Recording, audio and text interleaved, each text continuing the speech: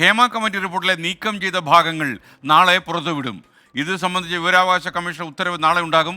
നാളെ തന്നെ നീക്കം ചെയ്ത ഭാഗങ്ങളുടെ പകർപ്പും പുറത്തുവിടാൻ സാധ്യതയുണ്ട്.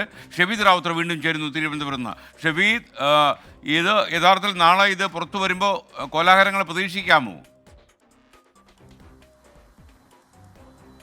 ഏതായാലും ഈ ഒരു മൊമെന്റിൽ നമുക്ക് പറയാൻ കഴിയുന്നത് ഇതുമായി ബന്ധപ്പെട്ട സർക്കാർ വെട്ടിമാറ്റിയ ഭാഗങ്ങൾ, അതല്ലെങ്കിൽ വെട്ടിമാറ്റിയ ഭാഗങ്ങൾ ഒരു പക്ഷേ നാളെ പുറത്തു വന്നേക്കും എന്നുള്ളതാണ്.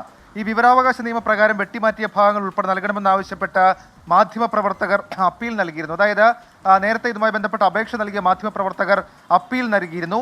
ഈ ഭാഗങ്ങൾ സംബന്ധിച്ച, അല്ലെങ്കിൽ ഈ ഭാഗങ്ങൾ പുറത്തുവിടുന്നത് സംബന്ധിച്ച വിവരാവകാശ കമ്മീഷണറുടെ ഉത്തരവ് നാളെ ഉണ്ടാകും. അത് പുറത്തുവിട്ടേക്കുമെന്നുള്ള സൂചനകളൊക്കെ ഈ ഘട്ടത്തിൽ പുറത്തു വരുന്നുണ്ട്.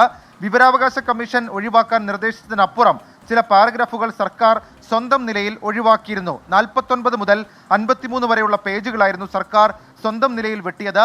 ഈ ഭാഗങ്ങളായിരിക്കാം ഒരുപക്ഷേ നാളെ കമ്മീഷന്റെ തീരുമാനത്തിന്റെ ഉത്തരവിന്റെ ഒക്കെ അടിസ്ഥാനത്തിൽ പുറത്തേക്ക് വരിക. മാധ്യമപ്രവർത്തകരുടെ അപ്പീലുകൾ, 2 അപ്പീലുകൾ പ്രധാനമായും ഉണ്ടായിരുന്നു. അപ്പീലുകൾ പരിഗണിച്ച വിവരാവകാശ കമ്മീഷണർ നാളെ എടുക്കാൻ പോകുന്ന തീരുമാനം അത് നിർണായകമാകും. ഏറെക്കാലമായി ഈ പാരഗ്രാഫുകൾ പുറത്തുവിടാത്തത് സംബന്ധിച്ച വലിയ നിയമയുദ്ധങ്ങൾ ഉൾപ്പെടെയുള്ള കാര്യങ്ങൾ നടക്കുകയായിരുന്നു. ഏതായാലും ഈ സാഹചര്യത്തിൽ നാളെ 11 മണിയോടുകൂടി ഈ നേരത്തെ അപേക്ഷ നൽകിയ മാധ്യമപ്രവർത്തകരോട് ഉത്തരവ് കൈപ്പറ്റാൻ നിർദ്ദേശം നൽകിയിട്ടുണ്ട്. ഉത്തരവ് കൈപ്പറ്റുമ്പോൾ അറിയാം ഈ ഭാഗങ്ങൾ വെളിച്ചം കാണുമോ ഇല്ലയോ എന്നുള്ളത്. പക്ഷേ നമുക്ക് ലഭിക്കുന്ന സൂചന പ്രകാരം ഒരുപക്ഷേ ഈ നിയമപരമായി ഇത് സർക്കാർ വെട്ടിമാറ്റിയിട്ടുള്ള, മുൻപ് ഞാൻ സൂചിപ്പിച്ചതുപോലെ 49 മുതൽ 53 വരെയുള്ള ഭാഗങ്ങൾ ഒരുപക്ഷേ മാധ്യമപ്രവർത്തകർക്ക് കൈമാറിയേക്കാം.